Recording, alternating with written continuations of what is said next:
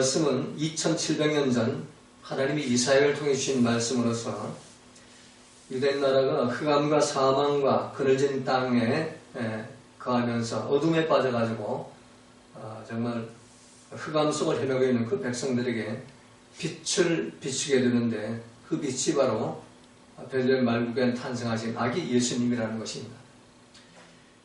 지금 우리는 비상계엄과 탄핵 정국이라는 흑암과 사망의 그늘진 땅에 거하면서 정치, 경제, 사회, 문화가 모두 어둠에 빠져가지고 흑암 속을 헤매이고 있습니다.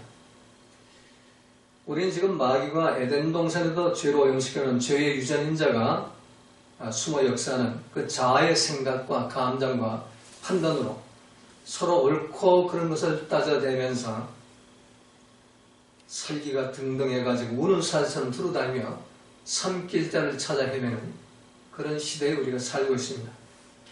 자, 이 세상이 이렇게 흑암과 어둠이 깊어지고 있을 때 빛으로 오신 예수님을 메시아 그리스도라고 우리가 부르면서 또 그 메시아 그리스도를 영접해서 하나님의 자녀가 되었다고 하는 우리 믿음의 사람들은 어떻게 이 세상을 어떤 모습으로 살아가야 할 것인가? 여론과 선동의 바람에 밀려다니는 곁처럼 이리 밀려다니고 저리 밀려다니는 가라지 노릇만 할 것인가? 아니면 빛으로 오신 아기 예수님의 빛을 받아서 태초부터 말씀이신 성자 하나님 로고스 말씀의 통치를 받으며 용서와 사랑을 실천하고 또 화해와 평화를 실천하며 평강의 그리스도 로고스 말씀이 통치하는 그런 하나님 나라 백성, 하늘 백성으로 살 것인가? 자, 로마서 13장 12절에서 예수님은 사도 바울을 통해서 이렇게 말씀하셨습니다. 밤이 깊고 낮이 가까웠으니 그러므로 우리가 어둠의 일을 받고 빛의 갑옷을 입자.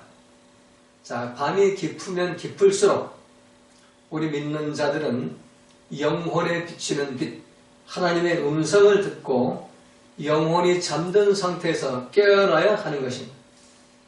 영혼이 잠들면 마귀의 그 선동을 당해가지고 선악과의 말만 받아먹고 바람에 밀려다니는 가라지 노릇밖에 할 수밖에 없습니다. 그러나 영혼이 깨어난 사람들은 태초부터 말씀이신 로고스 말씀의 설득을 하여서 용서와 사랑을 실천하고 화해와 샬롬의 평화를 실천해서 참 사랑과 은혜와 평강이 가득한 하나님 나라를 회복시킬 수가 있게 되는 겁니다. 지금 흑암과 혼란과 혼돈의 소용돌이 빠져있는 이 나라와 민족을 구원하기 위해서 가장 먼저 해야 할 일은 우리 예수 믿는 사람들이 회개하고 기도해서 로고스 말씀으로 아기 예수님께로 돌아오는 것입니다. 에덴 동산에부터 마귀가 죄로 오염시켜놓은 인간의 몇십퍼센트 나오는 생각과 감정과 판단 가지고는 절대로 이 어둠과 흑암의 세력들을 물러나게 할 수가 없습니다. 우리 믿는 자들이 먼저 회개하고 기도해가지고 죄사함 받고 성령 선물을 받아서 로고스 말씀의 통치를 받을 때 이 땅의 어둠과 흑암은 물러가고 빛으로 오신 예수님의 로고스 말씀의 통치를 받으면서 빛이 가득한 샬롬과 평화가 회복된 그런 하나님 나라가 이 땅에 회복되게 되는 겁니다.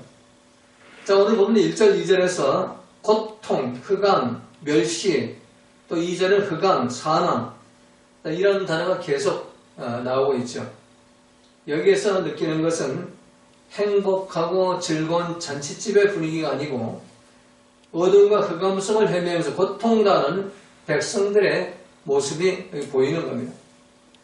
자, 지금부터 2700년 전 이사야의 예언을 받던 이스라엘 백성들은 안식일마다 성전에 와서 율법을 암송하고 번제와 속건제, 속죄제, 화목제, 소제, 제사 거룩한 예배를 드리면서 11조 월삭과 각종 절기를 지키면서 하나님을 잘 섬기는 사람들이었습니다.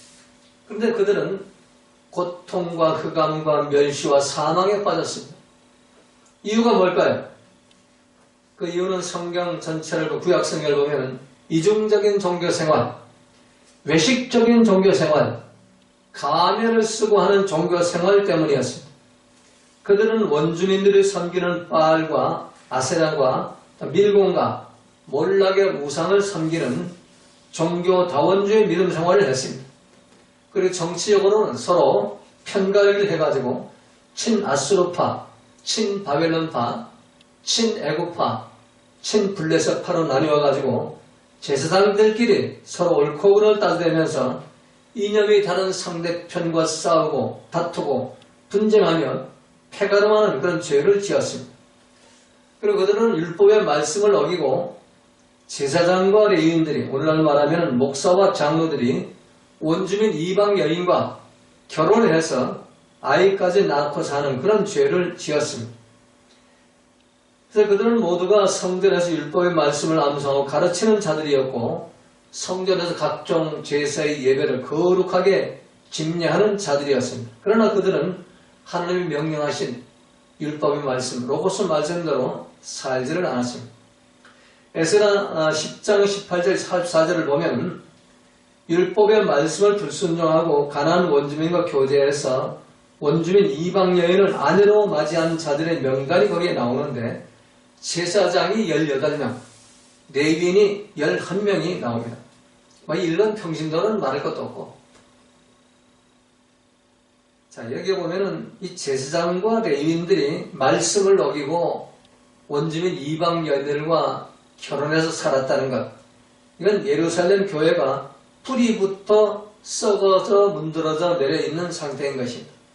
그리고 하나님이 그들을 가나안 땅에서 토해내가지고 아수르와 바벨론의 포로로 잡혀가게 하신 것입니다. 자, 지금 우리나라도 2700년 전 유대 나라처럼 우리 믿는 자들이 로고스 말씀대로 살지 않고 죄로 오염된 내 생각, 내 감정, 내 판단으로 살기 때문에 서서히 어둠과 흑암 속에 빠져가고 결국에는 사망길을 걸어가는 그런 고통당하는 백성들이 될 수밖에 없는 겁니다. 이 다음 단계는 강대국들과 타협해서 유대 나라가 그 주변 4대 강대국이 있는 것처럼 우리나라도 주변에 강대국들이 많죠. 러시아와 중국과 또 미국이나 일본 이런 나라들과 타협을 해서 사는 방법.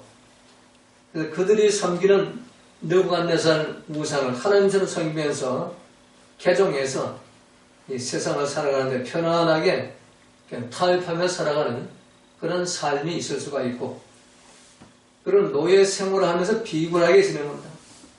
조국을 버리기에는 자신이 없고 그냥 비굴하게 아부를 떨면서 살아가는 것입니다. 그리고 너무 힘들어서 현실을 도피해가지고 동굴과 또는 바위 틈 사이에 살면서 신비주의로 빠져드는 겁니다. 직통계시와 신비주의, 환상, 금식 이런 데 빠져서 현실을 도피하며 살아갈 수밖에 없게 되는 겁니다. 자, 그렇다면 어떻게 해야 할까? 오늘 본문은 세 가지를 말씀합니다. 첫 번째 1절 2절을 보니까 여호와의 빛이 비추어져야 한다. 여호와의 비춤을 받아야 된다. 전에 고통당하는 자에게 흑암이 없으리로다. 옛적에 여호와께서 스불론 땅과 납달리 땅으로 멸시를 당케 하셨더니 후에는 해변길과 요단 저편 이방의 갈리를 영원하게 하셨느니라. 흑암에 행하던 백성의 큰 빛을 보고 사마에 그리는 땅에 거하던 자에게 빛이 비치도다. 흑암에 행하던 백성들에게 여호와의 빛이 비춰지고 사망에 그늘진 땅에 거하던 백성들에게 여호와의 빛이 비춰졌다는 얘기입니다. 우리 한국의 문제, 또 우리 믿는 자들의 문제, 나 개인의 문제는 여호와의 빛이 비춰져야 됩니다. 그 마귀의 그럴듯한 그런 거짓, 광매 천사의 그런 속임수에 속아서는 안 되는 겁니다. 오직 여호와의 빛이 비춰지는, 그 여호와의 빛이 누군가? 바로 2000년 전에 이 땅에 보내신 아기 예수가 빛으로 오신 예수님입니다. 어둠에 처한 백성들, 사망에 빠진 백성들 구원하기 위해서 빛으로 오신 예수님이 바로 아기 예수입니다. 아기 예수는 어떤 분인가? 태초부터 말씀으로 계신 분입니다. 로고스 말씀으로 계신 분이고 그 로고스 말씀이 천지 만물을 창조하시고 나도 창조하는 분입니다. 우리가 말씀대로 살지 않고 마귀가 오염시켜놓은 내 생각, 내 판단으로 살면 죄 속에 빠지고 사망에 빠지니까 우리를 구원하기 위해서 아기 예수를 로고스 말씀을 사람의 몸을 입혀가지고 아기 예수로 보낸 것입니다. 그래서 우리가 여호와의 비춤을 받으려면 아기 예수 로고스 말씀을 영접해서 그 로고스 말씀이 나를 통째 내 삶이 로고스 말씀의 빛으로 바뀌어야 하는 겁니다. 그때 우리들 흑암과 사망의 권세를 물리치고 빛의 아들로 하나님 자녀로 살아갈 수가 있게 되는 겁니다. 모두가 참 빛으로 오신 아기 예수님을 영접해가지고 여러분의 삶이 빛으로 변화되는 그런 축복을 받으시기를 주님의 이름으로 부탁을 드립니다. 네. 자, 두 번째는 주께서 이 나라를 창성케 하시고 압제자의 막대기를 꺾으셔야 한다는 겁니다. 3절 5절 말씀이죠. 주께서 이 나라를 창성케 하시며 그 즐거움을 더하게 하시므로 추수하는 즐거움과 탈취물을 나누는 때의 즐거움 같이 그들이 주의 앞에서 즐거워하오니 이는 그들의 무겁게 맨 멍에와 그 어깨의 채찍과 그 압제자의 막대기를 꺾으시되 미대의 날과 같이 하셨음이니라. 어지러이 싸우는 군인의 갑옷과 피 묻은 복장이 불의 섭같이 살라지리니. 자, 나라의 어떤 왕이나 어떤 대통령이 이 나라를 창성케 하는 것이 아니라 오직 하나님이 주님께서 이 나라를 창성케 한다는 겁니다. 그리고 압제자의 막대기를 꺾는 것, 마귀 사단의 올무와 결박을 꺾는 것도 바로 주님이 하신다. 빛으로 오신 예수님이 하신다는 겁니다.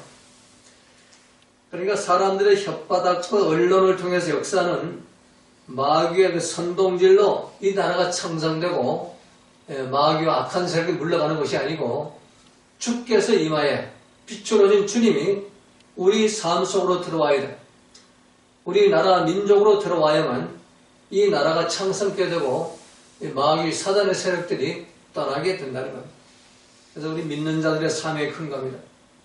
그러기 위해서 먼저 내가 믿음에 설득당해서 말씀에 설득당해서 로고스 말씀대로 우리 사는 그런 삶을 살아야 됩니다. 태초부터 로고스 말씀이신 예수님 말씀에 설득당해서 하나님 말씀대로 우리 살 때 이 나라가 창성되고 그 마귀의 그 막대기, 억압과 그 사망의 막대기가 물러가는, 사람 막대기, 인생 채찍이 물러가게 되는 겁니다. 그때 어지러이 싸우는 군인의 갑옷과 피 묻은 복장, 이 비상계엄과 탄핵 정국의 혼란과 혼돈이 불의 섭같이 살라질 것이며 즐겁고 평화가 가득한 번영과 안정이 이루어진 그런 평화의 나라가 회복될 것입니다.